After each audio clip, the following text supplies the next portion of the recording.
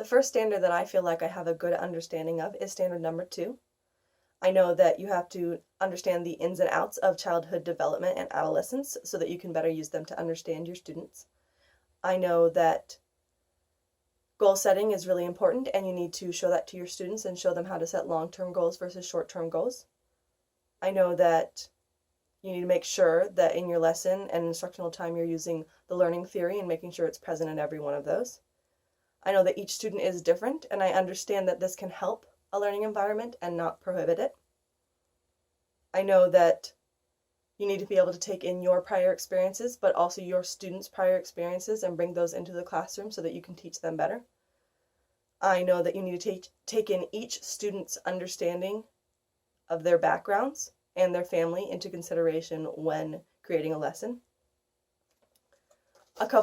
I'm going to go over a couple artifacts that I have for standard number 2. The first I have is a website evaluation on the website LibriVox. LibriVox is a website that lets students and anybody listen to books that are in the public domain, and you can hear those.